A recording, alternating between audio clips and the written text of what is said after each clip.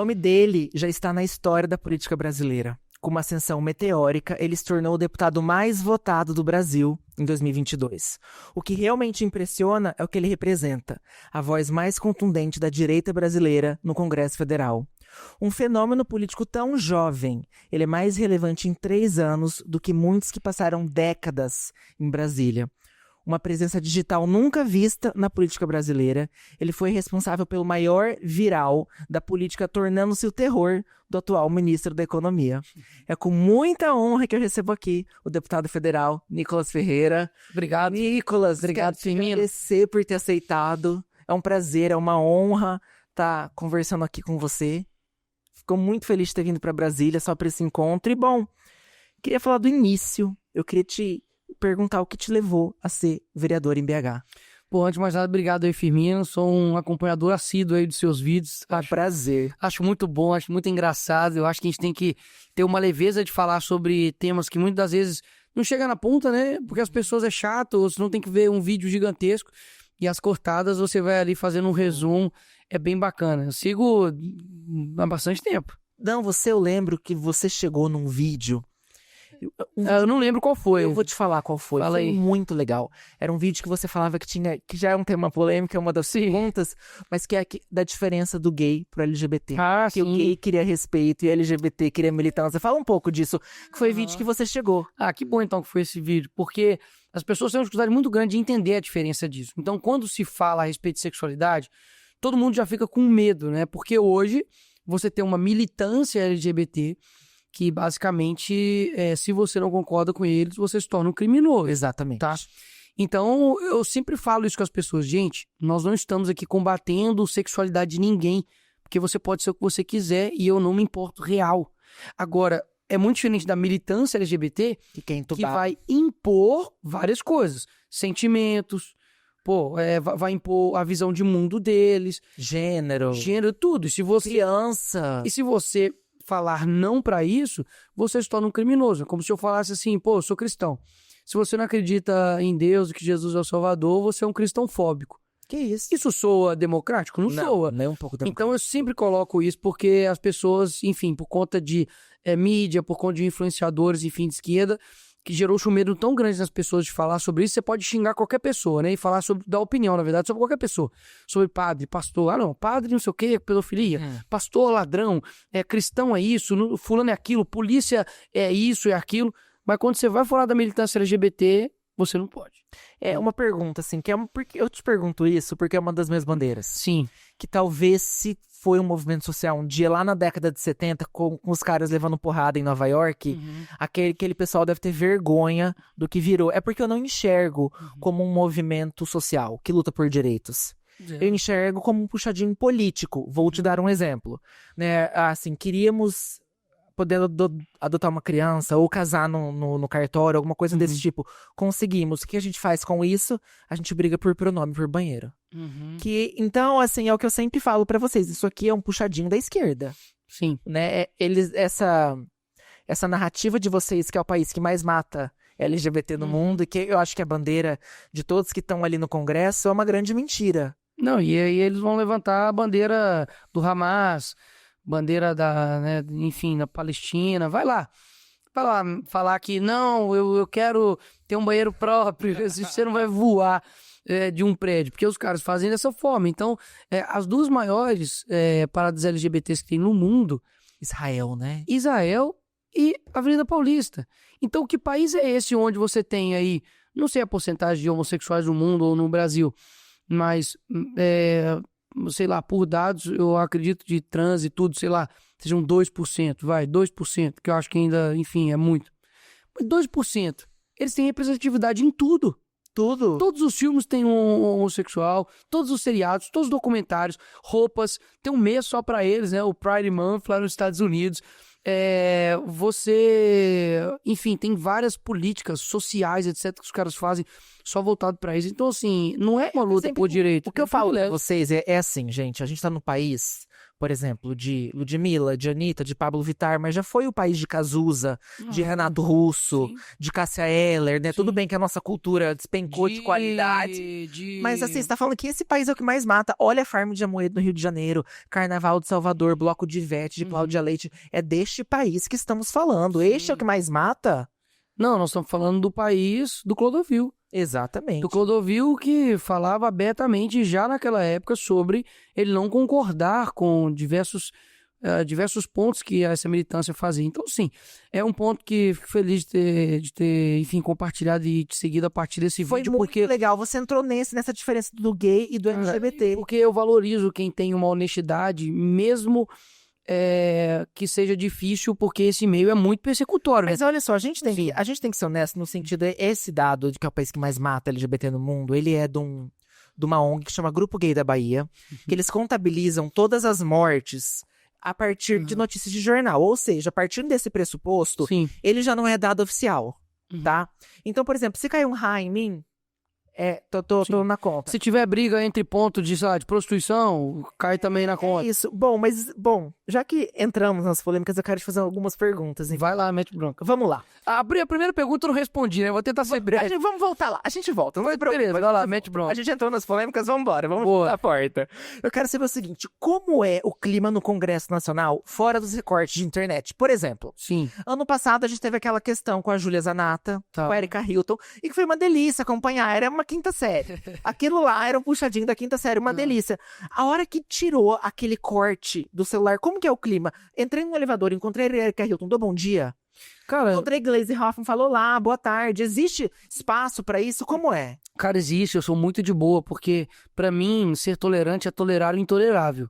É como perdoar. Perdoar o perdoável não é perdão, você tem que perdoar o imperdoável. Então, eu de fato sou tolerante.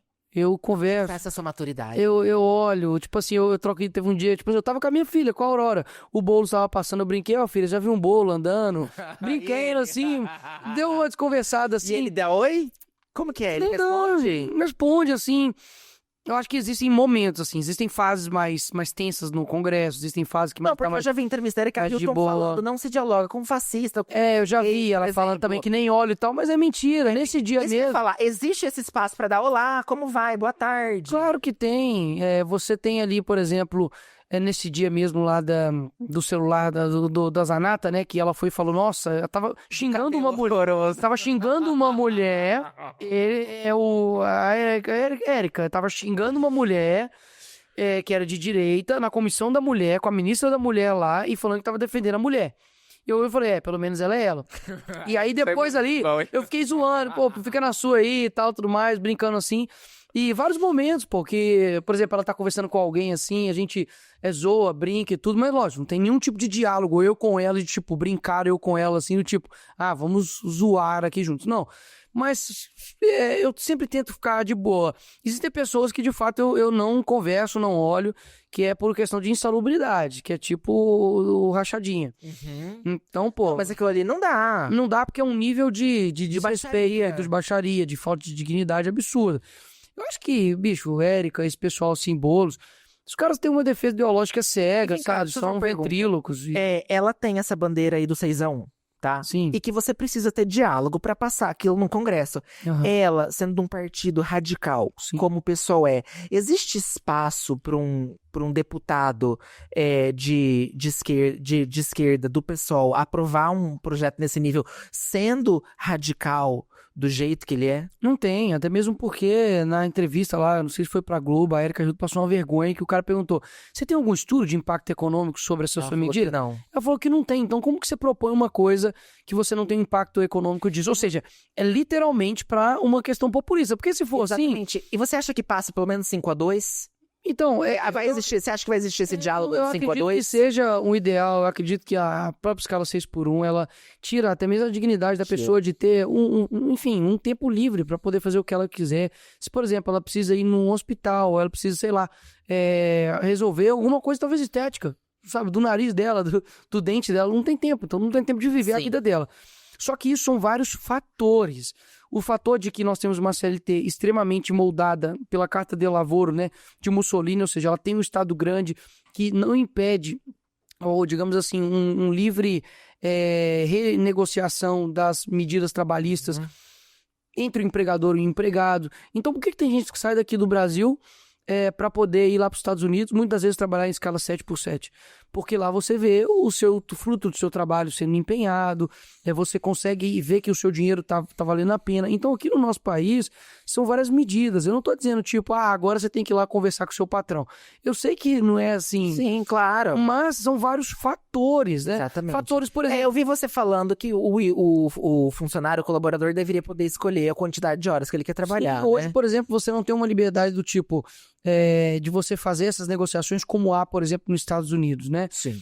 Pelo contrário, tem empresas que tem que ter uma reserva só de reclamação trabalhista, porque a gente entra lá só para poder tirar uma grana a mais do empregador. E a gente sabe que, mais uma vez, é uma série de medidas que fazem a gente estar nesse estado ruim da pessoa trabalhar tanto e receber pouco. Primeiro, nesse trabalho, se eu não me engano, são 142 dias, eu acho, 142 dias só para poder pagar impostos. Foi agora, né? No final. Exatamente, no final nós estamos em final de maio. Inclusive o Jornal Nacional me surpreendeu, fez uma matéria sobre isso, de crítica, que a partir deste dia você pode ganhar dinheiro. E deixa eu fazer uma pergunta.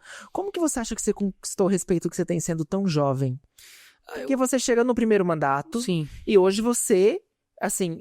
Pelo menos mediaticamente, eu não sei como funciona em termos de politicagem dentro do Congresso, mas o que nós, em termos de público, assistimos enquanto consumidor de mídia, de portais e de televisão, diria que você hoje é o deputado mais relevante mediaticamente, né, que mais reverbera aí na mídia da direita.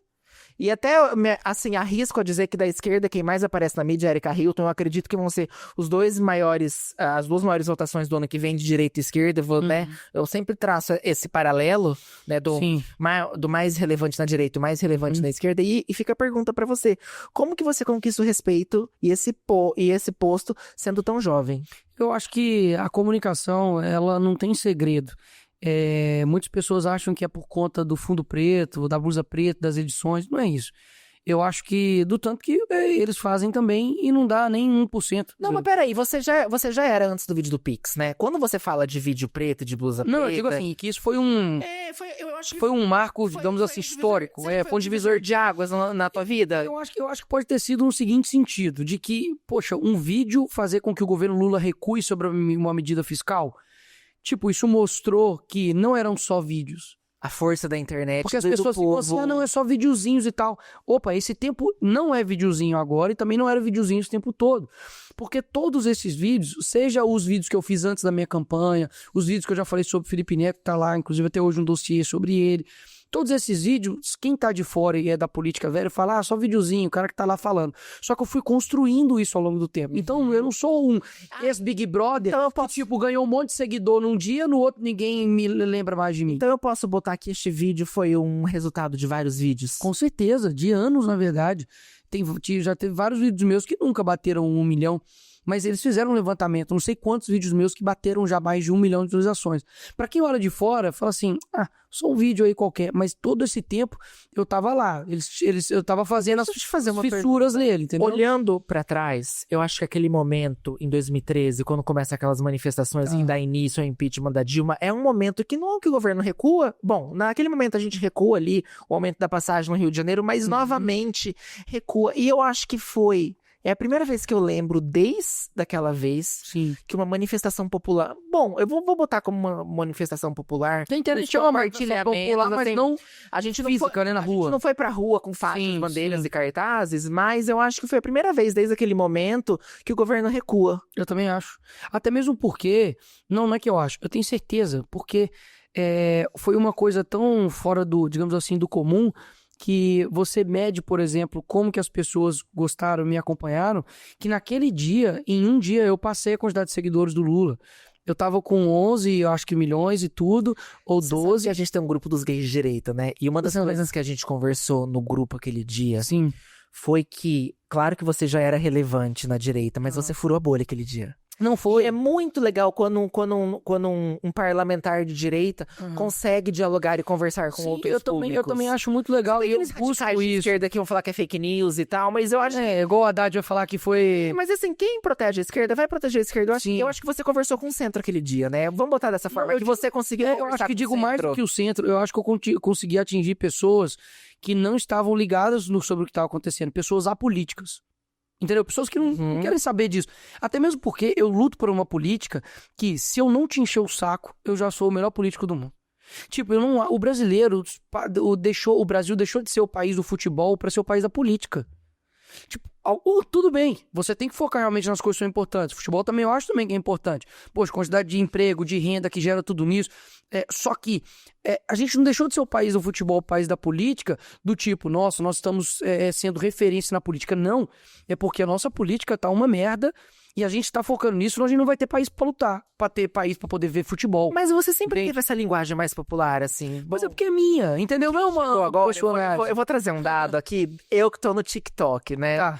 Tem aqueles haters de esquerda no TikTok, como a Andressa Cat, assim, que já pegaram muito você pra Cristo, vamos botar dessa forma, assim, pegar no seu pé. Sim. E eu fico imaginando como que é pra essas pessoas hoje, porque essas pessoas, assim, água mole em pedra dura, tanto bate até que fura. Você fica muito grande no TikTok, né, antes dessa ascensão meteórica, né? Então eu acho que você traz essa bagagem do popular, da linguagem, da linguagem de rede social.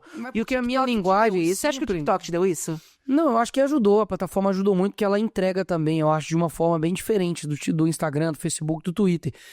E o que eu acredito? Que a minha linguagem, ela é, digamos assim, comum, acessível, não por uma estratégia, mas porque eu acredito que a minha comunicação, se a pessoa não entende, não é falar de forma posturada. Você roteiriza? Que eu roteirizo, eu faço. Eu tô com inclusive um aqui, mas é segredo. Mas eu tô com todos os vídeos aqui, ó. Entendeu? Eu mesmo escrevo. Eu tô com um aqui que, enfim, não vou falar qual, mas o vídeo do INSS, por exemplo, foi daqui também. O vídeo do Pix também foi daqui também. Enfim, foi muita coisa que foi... Aqui, ó. O governo quer saber como você ganha e tal, que foi o meu vídeo do Pix. E eu fiz aqui, ó. Você vai guardando tudo no bloco de notas? No bloco de notas. Então, por isso que muitas vezes eu não sou tão reativo pra fazer os vídeos, porque eu vou juntando informações, entendeu? E o meu foco é convencer quem não concorda comigo. Então, mas isso eu sinto assim, é uma grande diferença. Por exemplo, Sim. O assunto chega, eu já reajo imediatamente, um minuto e meio ali e solto. Eu não tenho muito tempo pra refletir, muitas vezes eu até me arrependo, porque eu mudo de ideia, porque você ouve argumentos de seguidores. Mas você entrega, digamos assim, fresco. E você, em contrapartida, digere. Não, amigo. Mas assim, é a impressão que eu tenho, assim, porque você, por exemplo, o assunto sai. Cadê o vídeo do Nicolas? Ele não vem imediatamente. Eu sinto que você tem um tempo de digerir o assunto. Com certeza. Até mesmo porque você corre um risco muito grande de ser reativo. E você também corre um risco de você não ter todas as informações. Por exemplo, o vídeo do INSS, eu segurei, porque eu tava coletando informações e tudo. E aí, na segunda-feira, quando eu ia gravar, saiu a Daniela Lima falando que com a questão dos consignados poderia... tinha uma movimentação de 90 bi. Então, assim, foi uma informação nova e foi uma bomba.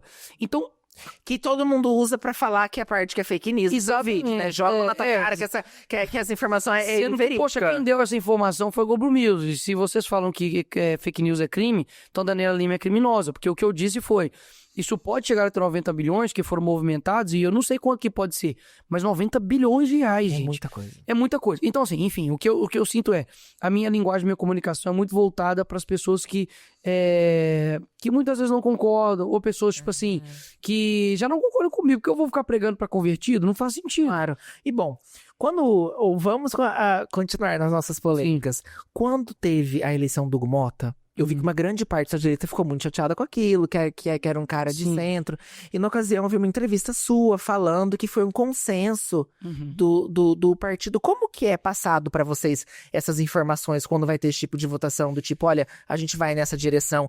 E caso você queira ir contra o partido, você fala, gente, eu não curti isso aqui, eu não concordo. Como funciona isso? Vamos lá, vamos colocar assim, duas instituições, que é Bolsonaro e PL, ok? Então o PL ele dá as orientações de partido para as votações. Então, toda votação que tem, ele dá a orientação do partido, se é sim ou não. E aí tem a orientação do PL, a orientação da oposição e a orientação da minoria, que ambos são formados por pessoas de direita, ok? E aí... Vocês são livres ou existe uma pressão? Não, nós temos essa liberdade, mas é claro que você tem que estar de acordo com aquilo que é principiológico, aquilo com os nossos valores, as morais. Então, assim, eu não vou votar para aumento de imposto, entendeu? Eu não vou votar para poder, enfim, fazer algo a respeito do contrário à vida e tudo. Então, a gente fica sempre atento nisso e o PL tende sempre a dar essa orientação. E tem algumas coisas que divergem, é natural. E aí, muitas vezes eu vejo que talvez o PL orientou algo, eu voto contrário, enfim. Se eu vejo que aquilo ali é muito não é uma questão com o partido ou com o grupo em si? Não, é uma questão de valores. Isso não te indispõe? Não dispõe. Até hoje, zero em disposição com o PL e tudo. E tem o Bolsonaro, que é a figura que, nas questões, digamos assim, extremamente caras pra gente, como por exemplo a questão da anistia, quem vai ser o presidente da Câmara, o Bolsonaro tem um papel muito grande nisso. Então eu não posso simplesmente falar assim, o Bolsonaro indicou isso, o PL indicou isso, mas eu vou aqui. Até mesmo porque... É uma discussão dentro da direita que eu até coloquei aqui, se existe direita sem Bolsonaro. A gente tá nessa discussão, né? Sim. E as pessoas escrevem muito nos comentários, não existe direita sem Bolsonaro. Então, é porque quem falou isso foi o Olavo, só que a galera vê o tweet depois que eles esqueceram. Isso foi uma crítica do Olavo. Posso até pegar aqui o tweet pra... Mas enfim, deixa eu só dar um passo atrás pra depois a gente entrar nisso. Então, nessa questão da presidência do Congresso, por exemplo, da Câmara, foi dado essa, digamos, determinação de votar no Hugo Mota. E o que eu falei, peraí, eu não sou bobo. Existe gente que nem um bando de corvo, né, que fica em cima de você esperando você cometer algum deslize pra poder te acusar de traidor, não sei o quê. Eu falei, cara, eu votaria naturalmente no Marcel mesmo, porque eu acho que eu tenho mais similaridade de ideia dele, um trabalho legal. Mas como foi orientado nisso... Ele não tinha chance dele. Não tinha chance. Mas o Bolsonaro também competiu também anteriormente de presidentes da casa e também não tinha chance. Mas era o momento que, poxa, ele alimentou todo mundo, entendeu? No sentido de foi uma plataforma para ele boa e eu valorizo isso. E o que eu quero dizer é que, olha só o meu estado, você fica numa saia justa, né? De que se você vota contrário à orientação de Bolsonaro, você é um traidor. Porque senão vai que corre o risco da anistia. E aberto o voto, né? Exatamente. Vai que você, por exemplo... Não, é fechado o voto. Então não tem como saber quem não você votou. Não tem votou. como saber, mas eu falei que eu votei no Hugo Mota e de fato votei no Hugo Mota. E o que acontece? Quando você tem esse tipo de caso, você percebe que se eu voto no Marcel Van Hatten, eu sou traidor, e se talvez a anistia não passa, a culpa é minha. E se eu voto no Hugo Mota, corre o risco, por exemplo, de passar a anistia e eu falar, ainda bem que eu votei no Hugo Mota. Mas se não passar, só para finalizar esse ponto, mas se não passar, como não tá passando agora... A moeda de troca? Porque assim, o que ficou pra nós, enquanto público, pra nós que não estamos nos bastidores, ficou aquela ideia de... ele, né, direita e esquerda se uniram para eleger o Hugo Mota. Foi isso que ficou para nós. Então, qual que é diria que a maior pauta da esquerda hoje? Regulamentação de rede social. Qual que é a maior pauta da direita hoje? A anistia. Sim. Então, assim, para mim, pelo menos, como observador de fora, fica a impressão que a moeda de troca da direita foi anistia e a da esquerda foi regulamentação. Eu não fiz parte dessas negociações do que viria com a vinda do meu voto pro Hugo Mota. Eu não fiz. Só que o que muitas vezes cria é tipo o clima do tipo, se você votar contra, não vai passar anistia. Só que a anistia até agora não passou. E exatamente. Aí, ontem, por exemplo, o André Fernandes fez um discurso dizendo, nós estamos se sentindo enganados. Porque IOF ia derrubar, não derrubou. A anistia também, nada até agora. Só aumento de custo, nada para poder redução de custo. Então acaba que, tipo assim, você fica numa enroscada e óbvio, tem um monte de gente querendo só me esperar pra poder, tipo, sai então do partido, ou você é anti-bolsonarista, amigo. Agora, por exemplo, teve Trump e Elon Musk brigando publicamente. E o meu Twitter, eu sigo muita gente lá de fora, todo mundo lidou de forma natural e madura do tipo, cara, você pode estar do lado do Trump, mas entender o lado do Elon Musk. E você pode estar do lado do Elon Musk e entender o lado do Trump. Você pode pegar o que serve pra você daquilo. Só, cara, tem uma galera patota do Twitter que não entende isso. Eles são, assim, completamente... Acham que um quer tomar o espaço do outro, etc. E tudo que você tem que falar. Cara, eu não sou comentarista político. Eu falo sobre o que eu quiser. Eu sou deputado. Então eu posso e falo sobre o que eu quiser. Cara, de uma minoria, dessa galerinha do Twitter, assim, mas quando eu olho pro mundo real, aí eu esqueço. Falo, cara, isso aqui é só aqui. Entendeu? Os caras... É uma bolha de internet, né? Não, a bolha da bolha, uma coisa inacreditável, assim. Tem coisas que os caras falam que eu falo, velho, isso aqui não faz sentido. Isso aqui não faz sentido. Só que eles juram piamente que... Não, mandavam pra mim, assim, a separação da Virgínia, uma cortina de fumaça pra gente parar de falar do INSS. Eu falei, gente, calma. Calma. Sim. Que o governo não fez um acordo com a Virgínia pra ela separar. Pra gente parar de falar do INSS. Sim, Calma. eles podem ter utilizado isso como, ok, pode, mas achar que, tipo assim, que tudo... É porque os caras, muitas vezes, jogam, que o pessoal fica brincando, do xadrez 4D, 5D, que, poxa, cara, não, pra você ter ideia, esses mesmos perfis e tal, tudo mais, eles ficavam falando, tipo assim, que eu impulsionei o meu vídeo do Pix. É nesse nível. Tipo... Não, eu vi o Haddad falou hoje que você foi patrocinado pelas Big Techs, não foi? Ou que, enfim, alguma Não, coisa basicamente assim. com a ajuda das Big Techs que teve 300 milhões de visualizações, porque eu não posso ter 300 milhões de visualizações no vídeo, Mas vamos lá. porque não tem 300 milhões de pessoas no mundo que falam português. Mas a comunicação é muito ruim. Eles fizeram uma campanha pra Janja agora, que era uma arte de estagiário de publicidade, você viu? Exatamente, eu vi. Imagina, aquilo ali, a gente vai chegar nela, calma. Vamos com calma, mas eu quero saber uma coisa. Como que você vê, assim, estando num estado laico, Sim. sendo cristão, e a sua fé é uma das suas bandeiras que você carrega desde a sua campanha, como que você vê a presença da religião na política de forma que o Estado continue laico e você não traia as coisas que você acredita? Ó, a fé pra mim, ela não é uma bandeira. A fé é o que eu sou. Eu preciso deixar isso claro, sim. Eu estou político, mas eu sou cristão. E você vem de uma família desde criança? Vim de uma família cristã, evangélica. Desde cedo? Desde cedo. Você cresceu na igreja? Cresci na igreja evangélica. Meu pai é pastor, meu avô também era pastor, da Assembleia, inclusive, meu avô. Então eu sempre tive esse contato. Agora, uma coisa interessante é que, não sei se isso ocorre em todas as igrejas, com todos os pastores, mas comigo foi assim. Meu pai sempre foi uma pessoa que me deu liberdade de questionar tudo e qualquer momento. Dentro da fé também. Dentro, com certeza, principalmente. Então, eu e o meu pai, a gente, enfim, tem embates saudáveis sobre várias coisas. E é natural que você tenha isso. Então, poxa, meu pai me criou no seguinte sentido. Cara, eu sou seu pai, mas você pode ter divergências comigo. Ele é um grande questionador como você é? Claro, óbvio. Minha mãe também, da mesma forma. Meus dois pais são psicólogos também. Então, minha mãe é psicóloga. Sempre, assim, tive longas conversas com a minha mãe sobre várias coisas. Então, esse foi o ambiente que eu fui criado. Então, a fé, pra mim, ela não é uma bandeira política. A fé, pra mim, é aquilo que eu sou. E essa, digamos assim, essa questão do Estado laico é o seguinte. O Estado, ele é laico, mas ele não é ateu. E o Estado é laico. Eu não sou. É importante deixar isso. Tá, mas eu vou te dar um exemplo. Só que nessas, digamos assim, votações, etc e tudo, você tem um norte, mas você nunca viu eu pegando a Bíblia pra poder falar, mas de acordo com o versículo tal, a gente tem que votar a respeito disso. Não. O que a gente não... Nos valores, você fala. Só que... Mas deixa eu te dar um exemplo. Por exemplo, o Lucas Pavanato agora, Sim. que é vereador de São Paulo, que eu acho que vai numa linha parecida com a sua. Tá. Ele fez um projeto de lei agora, né? Pra que nos intervalos houvesse... Não sei se é evangelização, ou pregação, ou oração. Na verdade, eu acho que é alguma coisa assim nesse sentido, né? E assim, você traz uma religião específica, o cristianismo, pra dentro da escola. Como que você vê uma questão assim, por exemplo? Porque, por exemplo, o pai que é espírita, ou o pai que é ateu, ou o pai que é muçulmano, você, por exemplo, que é cristão, não gostaria que que um espírita fosse lá e desse um passe no filho seu quando tá na escola. Então, como que você vê essas questões, assim, desse tipo de projeto? Com relação à escola pública, e você vê isso historicamente, todas as vezes que o Estado ele vai afastando o cristianismo de perto das pessoas, então, por exemplo, você tem lá nos Estados Unidos, você não pode ter, tinha-se e não tem mais, oração antes da escola, a Bíblia não pode estar mais na biblioteca, o Estado é laico, que você vai empurrando. Na escola que eu estudei lá, a gente rezava o Pai Nosso. Então, Todo dia a gente rezava o Pai Nosso. Vai ficar um vácuo sobre... E aí, qual Deus a gente vai, então, adorar?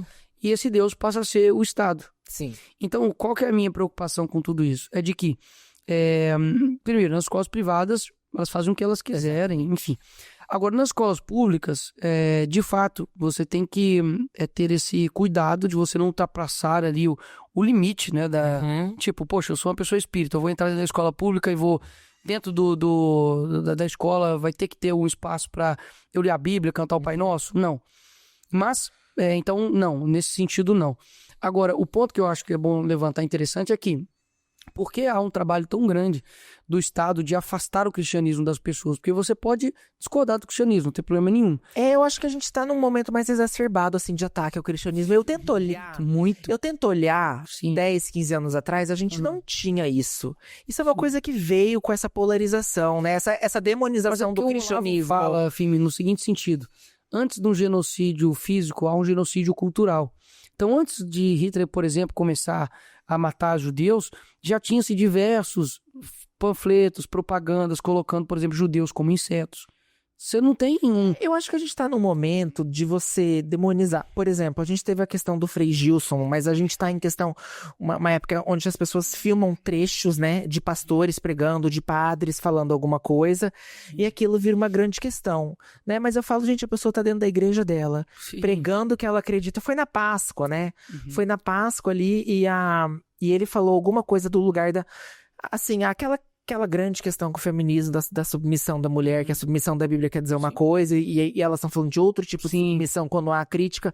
Mas eu falei, independente, é a igreja dele, você não precisa seguir aquilo, e você não é obrigado. E essa questão que eu acho que o outro lado ele ultrapassa também, né, Nicolas? Porque é só não ir. Sim. Concorda? É igual, por exemplo, eventos privados, cara. Assim, você vai no evento privado se você quiser. Agora, lá dentro, por exemplo, questão do humor. Você pagou pra poder ouvir um show do Léo Lins ou de qualquer outro humorista, cara, o evento privado você tá pagando pra ver. Agora, o Léo Lins não pode chegar e fazer em praça pública um monte de piadas que podem, digamos, afetar e ofender pessoas que estão passando ali. Agora, a grande questão sobre isso é que, mais uma vez, cada vez que o Estado tentou empurrar o cristianismo da vida das pessoas, seja no Deus abençoe, que você fala comum, ou tirar a cruz nas repartições de justiça, porque lembra uma condenação injusta que aconteceu sobre o inocente, não é uma questão, uma questão histórica. Você percebe que esse caminho, esse país, esse Estado, esse município não vai caminhar para uma finalidade boa. A gente teve uma polêmica agora do Papa. Não sei se você acompanhou as polêmicas desse Papa. Você diz do Não, primeiro que assim, um dos preferidos era um africano, Uhum. que era extremamente conservador. E começou uma coisa, nem todo preto, porque esse preto é conservador, então esse não serve, né? Tá, A gente via muito essa coisa. E aí o Papa, né, esse Papa, ele é eleito um novo Papa e tal, e teve a tal da questão dele falar do casamento do homem e da mulher, e aquilo virou uma grande questão. E aí eu fiz um vídeo, e eu não esperava, Nicolas, porque você sabe que eu pego, eu reajo, eu recorto. Eu botei um template no Papa atrás, e eu virei e falei assim, gente, ele é igreja católica. Desculpe te contar, mas a Igreja Católica ela é conservadora. E a Bíblia ela é conservadora. Eu não sei se você descobriu isso agora, neste momento da sua vida, mas ela é conservadora. Conservadorismo, não sei se você sabe. Assim, mas você não é obrigado a seguir também. Sim. Você não precisa ir. Mas lá no Vaticano é assim. Sim. Mas pra mim era assim, eu não sei por que rodou tanto esse vídeo meu, porque é uma coisa tão óbvia que a Bíblia é conservadora e o catolicismo é conservador e consequentemente o Papa também deveria ser. Mas é porque, Firmino Chesterton já dizia, sei lá, no século passado, que vai chegar um tempo que a gente vai ter que, enfim, desembainhar uma espada para poder provar que a grama é verde. Então isso está acontecendo.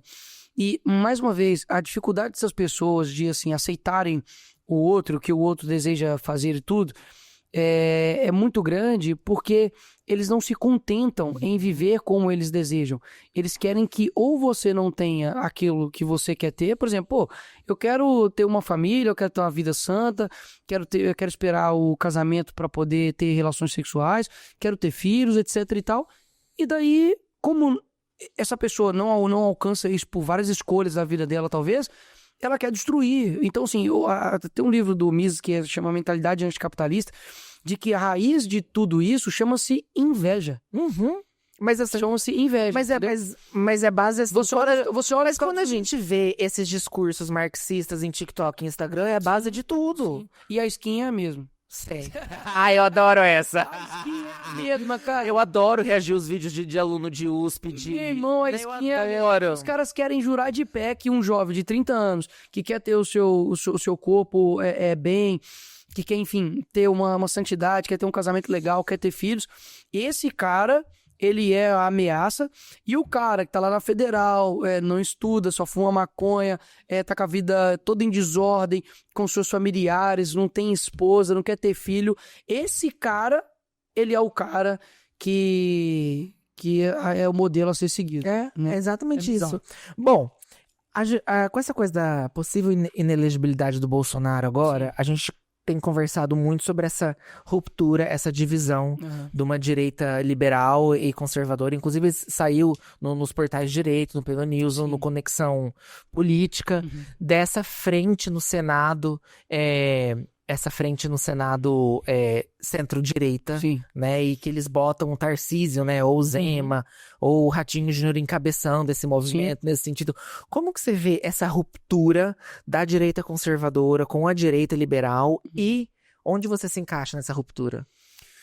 Olha, então, eu acredito que na direita ela passa por um processo de crescimento, assim como qualquer outra ideia. A gente começou a entender que o Aécio era de direita, quer dizer, era de esquerda quando? Entende? Pô, a gente votou na Aécio achando que ele era de direita. Jurando, ele era oposto da Dilma, né? Exato, oposto da Dilma. Então, assim, digamos que a direita surgiu em 2016, com o advento das manifestações, com o Olavo, com o Bolsonaro, enfim. Ou seja, nós não temos nem 10 anos. E com 9 anos de idade, a criança tá ainda, poxa, não sabe nada da vida. Mas já tem o norte do que basicamente quer ser. Eu acho que a gente tá nesse ponto de que a gente, enfim, vai amadurecer, a gente vai continuar, enfim, ganhando espaço. Antigamente, Firmino, quando tudo era mato, tinha uma página no Brasil, no Facebook, sobre direita. Chamava-se Bolsonaro Zoeiro, que era uma página mais assim, né? Tinha as páginas dos movimentos, sei lá, nas ruas, um monte de gente, mas só tinha essa. E depois foi crescendo, Hoje nós temos, assim, 1 milhão de páginas no Instagram, jornais, Revista Oeste, Gazeta do Povo, Conexão Política. Influenciadores, poxa, como você. Gente que, assim, produz conteúdo, né, do outro lado. E eles estão desesperados com isso, né? Então, assim, então a gente já deu um passo. Antigamente você tinha poucos deputados de direita mesmo na Câmara. Hoje você já tem uma quantidade que eu posso falar aí, talvez 70, 80 deputados assim mesmo, que são de direita mesmo, né? Os ativos. Você tem, enfim, programas que hoje tem na internet, como, por exemplo, o Oeste, que tem mais visualização do que, sei lá, CNN, Globo. Muito legal, né? Então é muito bacana, a gente já tá dando esse passo, entendeu? Então, assim, eu não quero, digamos assim, nunca me colocar como um mentor ou um líder de nada, eu sou soldado nisso. Sabe, eu tenho 29 anos. Porque te botam como líder, você sabe então, que você, assim, você é o futuro, a gente olha pra você, é o futuro presidente do Brasil. As pessoas olham pra você e falam, putz, por que o pai do Nicolas não foi pai 7 anos antes, né? Assim, é o que todo mundo queria nesse momento. Ai, vamos de Tarcísio, porque a gente não tem o Nicolas ainda. Né? Você se coloca como soldado, mas as pessoas te colocam como líder. Você tem esse entendimento? Então, como você deita a cabeça à noite e fala assim, nossa, eu durmo tão bem. Eu sou, assim, o deputado mais relevante do país. Não, eu durmo tão bem. Como que é isso aí? 29. Mas como que é isso, gente? 29 anos eu sou, assim, ali no Congresso Nacional da direita, eu sou a pessoa mais relevante. Pode falar, por mais que vários tentem me rotular de várias coisas, talvez de desumilde, de estrela que seja, cara, eu penso tão pouco nisso, quase nada, porque eu durmo super bem. Mas como que tá esse ego, essa vaidade? Aí que tá, eu acho que tem que olhar pelos meus atos, assim, pelas minhas atitudes, sabe? Eu continuo, enfim, é difícil eu ir assim, mas tô tentando ao máximo, porque o tempo tá bem escasso, mas eu vou na mesma igreja que eu nasci, que eu fui desde quando eu sou criança. Mas você teve aquele momento de olhar no espelho e falar, cara, você chegou lá? Eu jogo bola.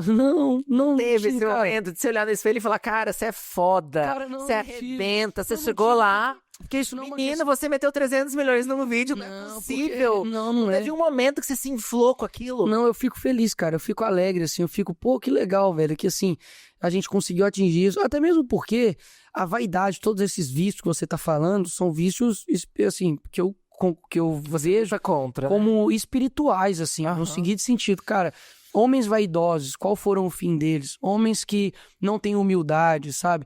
Então, assim, eu vejo que tudo isso são coisas que o cristianismo, ele te ajuda a você ser um cristão como Cristo. Então, o meu alvo não é nenhum político, o meu alvo não é a pessoa que está do meu lado. O meu alvo é Jesus. E Jesus foi a pessoa menos vaidosa, foi a pessoa mais humilde, a pessoa mais de bom coração, de mais solidariedade, e que ainda assim todo mundo perseguiu eles. Então, o que eu sempre busco? Eu não vou ficar pegando a minha energia, Firmino, pra poder falar, nossa, como você é bom e tal. Eu posto o vídeo e esqueço. Sim, então, isso que eu ia perguntar, a minha próxima pergunta. Você, tipo, por exemplo, quando você tava por exemplo, no olho do furacão daquele vídeo de 300 Sim. milhões, Haddad, Glaze Hoffman, Companhia Limitada, é fake news, é mentira Sim. tal. No meio daquele rolo, confusão, você não ficava, meu Deus. Você Não, eu conseguia sou muito ficar, ativo na rede. Tipo assim, sabe, você conseguia relaxar e falar, tá bom, vamos assistir uma série? não, mas não, porque, tipo, é o meu temperamento, eu sou 220. Então, tipo, não, eu não fico vendo por vaidade, eu fico vendo porque, primeiro, eu tenho que estar atento a tudo que tá acontecendo. É tipo eu falar assim, nossa, eu fiz 3 gols numa partida e depois não ligo mais pra ela. Tipo, não, eu sou jogador, pô, eu faço 3 gols, Você tesão ali, você curte. claro, eu olho, eu vejo qual que é a repercussão, o que tá acontecendo, o que as pessoas estão comentando. Porque, não pra poder inflar nenhum tipo de ego, mas porque eu acho que é legal você ver os seus resultados, sabe? Porque eu trato os vídeos, sei lá, como um cara terminou de fazer uma obra aqui e ele vai e para e fala, não, ficou bom. É a mesma coisa. Do tanto que quando eu fiz outros vídeos virais, como por exemplo, lá atrás na pandemia, eu chamei minha mãe pra ver. Minha mãe falou, nossa, já fez muito vídeo, mas esse vai ficar muito bom. Eu fico feliz, falei, não, mãe, valeu. Aí postei, depois vi que o Bolsonaro postou, que não sei o quê. Então, assim, na hora eu falo que eu sempre com a minha esposa, a família dela também sempre fica feliz. Pô, minha sogra, que gosta muito de mim, sempre fala, nossa, ficou muito bom. Então, assim, eu fico feliz nesse sentido, sabe? Mas nunca vou, tipo assim, me colocar, não, agora eu vou chegar lá no Congresso, eu sou o cara, eu sou o brabo. Não, bicho, me mandou fazer alguma coisa e tal, eu sou soldado. Ah, é pra fazer isso, não é pra fazer? Beleza, tranquilo, poxa. Ah, é pra tomar essa decisão, é pra fazer aquilo? Beleza, pô, tô no meio aqui, eu sei que eu tô no meio aqui.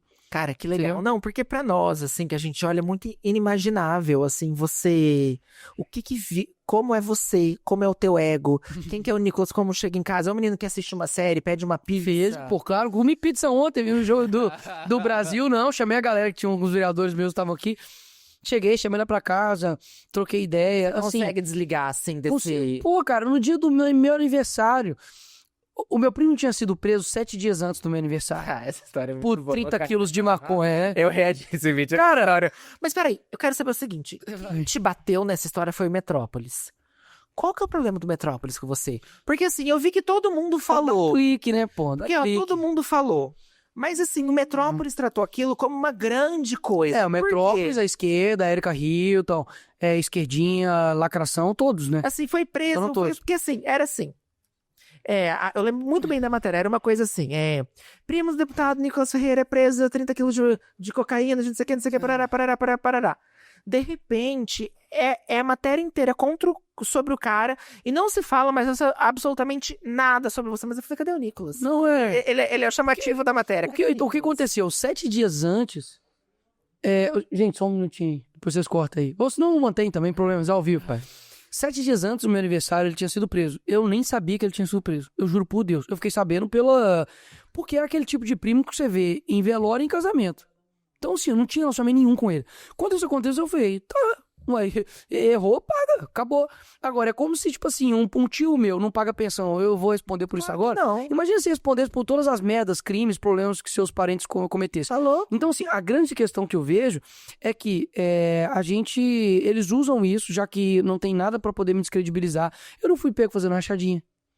Você nunca vai me ver numa lista de corrupção, entendeu? Então o que eles vão fazer? Vamos pro nível baixo, que vamos tentar associar qualquer pessoa que tem em volta nele a qualquer tipo de crime pra poder manchar a imagem dele. Só que eu falei, cara, o tiro sai sempre pela culatra, vocês não entendem. Quanto mais vocês batem em mim, mais eu vou crescer. Claro. Porque o que eu tenho a ver? Se eu tivesse algum envolvimento, aí o que eles fizeram? Eles pegaram que eu mandei 1,5 milhão de emendas pra cidade, pra Nova Serrana. Só que Nova Serrana só foi a cidade que eu tive mais votos em Minas Gerais. Proporcional. 40% da cidade votou em mim. Então como que eu não mando emenda pra lá? E outra, você, primeiro, já uma bizarrice querer associar eu ao crime do meu primo. Mas aí eles associaram a emenda que eu mandei pro município, com o meu tio que foi candidato e perdeu, com o meu primo que foi pego com 30 quilos de Nada com nada. Eu falei, não, Nicolas... Mas quando o irmão do Lula tá envolvido, você já atrela o Lula. Meu amigo, eu não atrelei o irmão do Lula ao Lula só porque ele é irmão. É porque ele faz parte de entidades que estão recebendo... Que estão recebendo dinheiro... Só para finalizar, que estão recebendo dinheiro que está dentro de uma entidade que conversou com o INSS e que faz parte do Ministério da Previdência. A ligação do irmão do Lula não é porque era somente irmão do Lula, não. Se qualquer outro... Nem sei quais parentes do Lula tem, mas sei lá. Se um sobrinho do Lula for pego cometendo um crime, o que ele tem a ver com isso? Nenhuma. Problemas. Exatamente. Problemas, Não tem nada. Agora, eu acho que essa questão essa questão do irmão do Lula, esse argumento era inevitável. Quando eu vi a tua matéria e eu fui gravar o meu vídeo para falar a respeito, eu preciso ter descredibilizar esse comparativo porque ele é inerente. Sim. Vão vir imediatamente, porque também é um assunto que tá na boca do gol. Sim. O irmão do Lula e o INSS. Esse assunto está na boca do gol. Bom, mas vamos seguir. Vamos lá. Vamos para a próxima pergunta, uma coisa que sempre colocam na tua conta. A direita é homofóbica? A direita. Porque é uma coisa que fica nessa coisa assim, a esquerda gosta de preto, a esquerda gosta de gay, a esquerda gosta de mulher, e a direita não. A direita é homofóbica, a direita é racista, a direita é fascista, a direita é transfóbica, a direita é tudo. É tudo. Vamos lá, o que quer dizer homofobia? Quer dizer aversão, repulsa a uma pessoa que é homossexual, trans, enfim. O que eles falam que é homofobia? Você discordar deles. Exatamente. Então, se for homofobia no sentido de discordar deles, pode dizer que é homofóbico. Agora, se for homofobia no sentido de aversão, de medo, repulso a homossexuais, claro que não. Assim, o próprio Bolsonaro, né, que, enfim, várias coisas que ele falava e tal, tudo mais, o relacionamento que ele tinha tanto com o Clodovil, ou com o Agostinho, né? Com o próprio Agostinho, enfim, o que eu sinto é que, mais uma vez, na falta de ataques reais e concretos, sobram-se rótulos. Então, o rótulo do homofóbico, do fascista, do racista. Não. E nós recebemos o mundo. Agora, peraí, quem fuzilava o homossexual em Cuba? Exatamente, é isso que eu ia falar. Era o Bolsonaro ou o Che Guevara? Quando eu fui pra Ucrânia, fui 6 meses antes da guerra, fui pra Chernobyl. E aí, os meninos que a gente conhecia, eles falavam, o sonho nosso é nascer na América do Sul. Poucos países do mundo você tem a liberdade sexual que se tem na América do Sul, principalmente em países de herança soviética, como é o caso da Ucrânia, que já foi herança soviética. Então, assim, a liberdade sexual que nós, enquanto população, temos, olha o carnaval no Brasil, isso nem falando de game, falando do carnaval mesmo, a liberdade sexual que se tem no Brasil, se tem em poucos países do mundo. É que eu acho que vira e mexe, aparecem algumas coisas, como foi o caso daquela comissão em que queria acabar com o casamento civil homoafetivo, eu acho que é colocado na conta da direita quando acontece aquele tipo de caso. E que eu acho uma pena. Eu acho uma pena, porque isso é um comportamento que não é de direito. Porque se eu estou falando de liberdade, aqui eu falo liberdade religiosa, liberdade econômica, liberdade sexual, e eu me coloco contra isso, eu não estou sendo de direita, concorda? O que acontece? São temas complexos, e aí tem que ter tempo. Essa é feminino cortada, mas não tá me cortando. O que acontece? São dois temas. Primeiro, a questão do casamento é um tema mais complexo e eu sugiro as pessoas verem o meu vídeo que no dia eu falei lá na comissão, porque realmente demanda tempo. Eu gastaria aqui no mínimo 15 minutos para expor sobre isso. A segunda coisa é que, óbvio que dentro da direita eu posso ter pessoas homofóbicas mesmo. Claro. Como a esquerda tem. Como também a esquerda foi. Então, não é uma questão de ideologia somente, é uma questão do ser humano. Existem os seres humanos que são racistas, são preconceituosos, claro. O problema é que sempre querem colocar, tipo assim, um lado é perfeito e o outro lado é todo errado. Ou seja, é um monopólio da virtude. Então, o que eu acho que falta nas pessoas é um equilíbrio de reconhecer. Tem uma entrevista do Fidel Castro falando que eles perseguiram e mataram homossexuais em Cuba. Ele, inclusive, fala que ele se arrepende. Mas ele deu essa entrevista, ou seja, eles cometeram isso. Hoje, qual é o direito ou o benefício, a luta que o governo do PT tá tendo aos homossexuais? Nada. Pelo contrário, o homossexual também pega transporte público. Como está o transporte público com homossexual? Horrível. Como está a saúde para o homossexual? Horrível. Educação para o homossexual? Horrível. Então, assim, nessa ânsia de querer defender o homossexual, na verdade, sim, só usam eles para fins eleitorais e acabou. São fantoches. Entendeu? E a gente volta naquela pergunta. É um movimento que luta por pessoas, por direito, ou é um puxadinho político? Por privilégios, e são utilizados para questões políticas, é claro. Tem aquela rampa lá do Lula, quando ele subiu aqui ao Planalto, né? Que tinha acho que era uma pessoa PCD, tinha um índio, indígena, não era de ministro, tinha não sei o quê. nenhum. Amigo, os ministros praticamente tudo homem. As outras mulheres que eram ministras, as 3 foram demitidas, ou seja, representatividade. Sem aparente motivo, né? Claro. Sem aparente... Pressão política. Sem motivo pra ser pressão política, acordo com outros partidos. Tirou, por exemplo, a questão do esporte lá da Ana Zamose, né? Colocou um cara que era do PP. A Aniele virou um elefante branco, né? Entendeu? Assim, porque eles não têm o que fazer com ela, né? Porque Não tem. Vai fazer o quê? Quando, assim, entre aspas, era o Bolsonaro que tinha encomendado Sim. a morte da Marielle, ela era uma bandeira. Exatamente. Nem se fala mais de Aniele. Não, ninguém tá nem aí. Eu digo assim, a esquerda que sempre falou nisso, quando viu lá que, poxa, o próprio... Aconteceu isso agora, né? O deputado lá do PT, que, enfim, foi cassado e tudo. Os caras foram completamente contraditórios nas votações e... Enfim, morreu, né? A Marielle morreu agora simbolicamente também. Exatamente. Bom, recentemente você foi muito criticado pela oposição quando você se coloca a favor do Trump no episódio da verificação de rede social dos imigrantes e dizendo que lá você é a favor e aqui você tem essa postura quando o assunto é se colocar contra a regulamentação das redes sociais. O que você tem a dizer pra quem vê uma inconsistência nesse discurso? Você é muito burro. Essa é a minha fala, porque vem inconsistência nisso pra mim, ou é ignorância, ou é má fé, ou realmente burrice, porque o brasileiro tem, muitas das vezes tem isso, né, quando se trata a respeito de política. O que tem a ver a regulamentação das redes com o governo dos Estados Unidos colocar mais um requisito, que é a rede social, para poder te aprovar ou não para o país dele? Ele não está impedindo você de postar qualquer coisa. Ele está dizendo o seguinte: quem entrar no meu país, primeiro, visitar os Estados Unidos não é um direito, é um privilégio. Então, para entrar no meu país, eu não quero que você venha para cá, seja um estudante, que na sua rede social você esteja apoiando o Hamas. Agora, você pode postar vídeos apoiando o Hamas? Pode. Mas eles já fazem isso, eles já olham rede social, já né? Tinha isso, Eles só que eles fazem suspenderam. Mas eles suspenderam para poder agora, se eu não me engano, assim, ter uma reestruturação nisso, de como vai fazer. Só que assim, o que tem a ver você olhar a rede social da pessoa com regulamentar a rede social da pessoa? É tipo assim, você pode falar o que quiser de mim, mas eu decido se você vem na minha casa ou não, ué. Não, mas eu acho que Entendeu? eles estão falando isso porque o Trump tá com uma postura de deportar quem falar isso, quem falar aquilo nas universidades, né? Então, aí que tá. A grande questão é que você, mais uma vez, você pode postar o que você quiser. Só que a política migratória de cada país é de cada país. Acabou, ué. É a decisão deles agora. Quer dizer, então, que quando decidir alguma coisa aqui sobre o Brasil, fala que é soberania. Quando os Estados Unidos decide algo sobre eles, não é soberania? Exatamente. Pô. Bom, está se aproximando do final. Eu queria te fazer uma pergunta que eu acho que é de muita gente.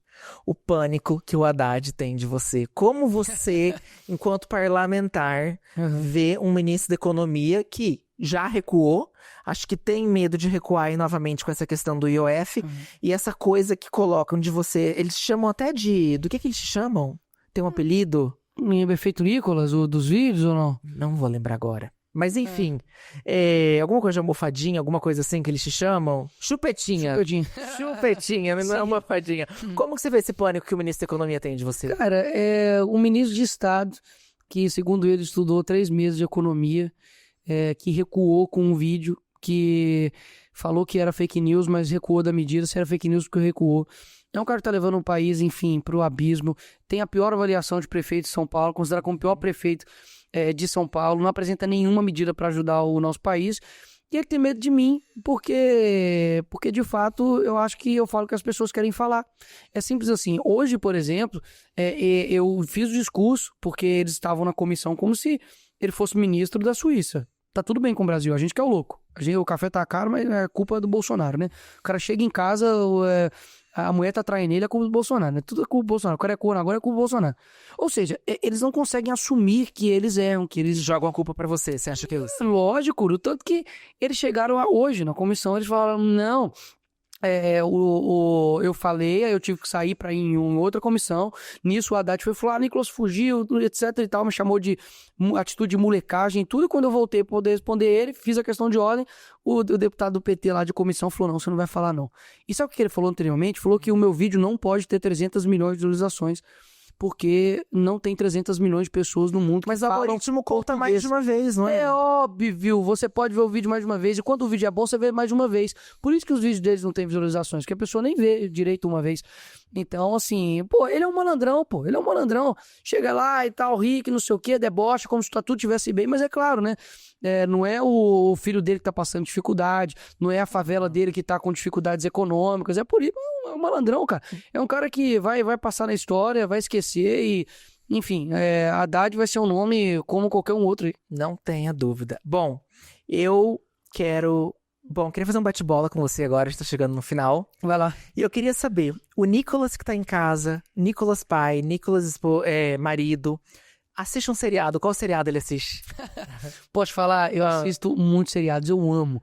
Vamos lá, vou dividir, tá? Porque aí é um tema que eu gosto, Pra passar o tempo assim, tipo, não tá passando nada, Friends. Eu amo Friends. Só que eu nunca vejo o último capítulo de Friends, porque eu acho muito triste, cara. Você nunca viu o último? Não, eu já vi, só que eu não vejo mais. Eu acho triste. Mas, enfim, eu vejo. Breaking Bad, pra mim, top 1, esquece. House of Cards também, top 5. Peaky Blinders, absurdo. E agora, recentemente, por conta, o nego me impressionou tanto pra ver, porque, não sei o que, é muito bom e tal, que é antes do Game of Thrones, que é a Casa de Dragões, a Casa do Dragão, não sei. Assim, o que eu tô achando, cara, primeiro, é muita putaria, pra falar a realidade. Assim, do nada você tá de boa lá e pum. Então, assim, eu não quero aconselhar ninguém a ver, porque vai que alguém tem, enfim. Então, aí eu comecei a ver assim, mas confesso que não me pegou muito assim, não. Um programa da Globo que você já adorou? TV Globinho, pô. Um artista esquerdista que você ouve escondido? Cara, artista esquerdista, pô, muitos, pô. Porque eu não sou aquele, Firmino, que fala assim, o cara é de esquerda, ele não sabe fazer rap. Pô, eu já ouvi. Você falou isso da Fernanda Torres. Não escuto mais. De pau em cima de você, sim, né? Ô, Firmino. Eu reagi, você compartilhou. Eu vi o vídeo. Firmino, cara, muitas pessoas dentro do rap nacional já escutei e escuto. Pessoas que eu não tenho dúvidas que parar pra trocar ideia 10 minutos, ele vai me entender e vai quebrar esse estigma que a mídia coloca.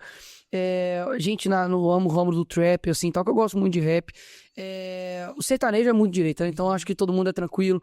Você tem artistas, por exemplo... Você não pega ranço? Não, eu não ligo se o cara é de direita ou esquerda, eu tô ouvindo a música dele, eu não tô ouvindo Mas aquele pessoal que tava na propaganda do Salve Amazônia, você não se irrita? A Daniela Mercury cantando na posse do Lula, não te subiu o sangue? Cara, não me sobe o sangue, bicho, porque, tipo assim, eu vou deixar... Assim, o que acontece? Essa coisa de música é um tema também complexo por conta de outras questões, mas você vai falar comigo que Caetano Veloso, Sozinho no Silêncio da Noite, ótimo. É ruim? Isso, claro que não. Claro que não. Você vai chegar pra mim e vai falar que, poxa, a música, sei lá, da Marisa Monte, músicas de...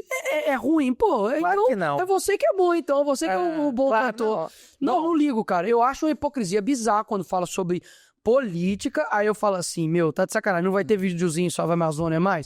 Aí beleza, eu ataco os caras, mas eu nunca vou atacar os caras o trabalho musicalmente. Bom, uma correspondente do Globo News que você sentaria pra tomar um café?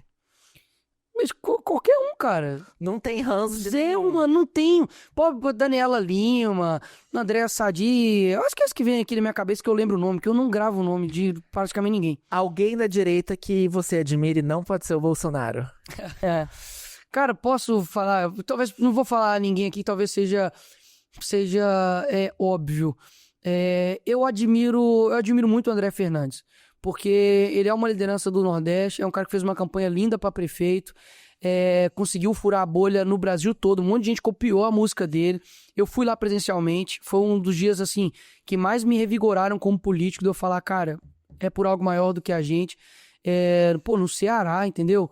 Ele conseguia, assim, perder por só 6 mil votos. Pra mim, ele saiu vitorioso naquilo dali. Sim. Porque eu sei como é que funciona lá também, né? É uma eleição justa. Mas o André Fernandes é um cara muito bem-humorado, é um amigo que a política me deu, tem uma filhinha agora. Pra mim, é um cara muito gente boa. E a última pergunta, votar no Lula ou sentar no colo da Erika Hilton? Porra! Sem pensar 2 vezes, cara. Se eu botar no Lula, botar na Lula. Isso aí é tipo... Não, meu amigo, isso aí eu não vou nem demorar pra responder, não. Bom. Eu vou estar no Lula, sou 13. Lula...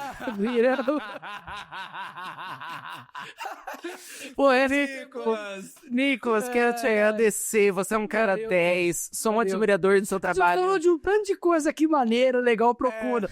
Qual que é o corte que vai viralizar? Esse. Quero te agradecer. Falar que é um prazer estar aqui com você. Valeu. Se você tiver outra disponibilidade no futuro, vem no Brasília pra conversar com você. Não, vamos ter tempo pra conversar mais tempo. Ficaria assim, horas conversando aqui com você. Foi um prazer ter você aqui no Cortado do Firmino Podcast. Principalmente porque a gente tá começando. Sempre esse voto de confiança. A gente não é uma conta grande no YouTube. E você tá aqui conversando comigo. Quero te agradecer. Pro que você precisar do ano que vem. Show. Conte comigo. Obrigado.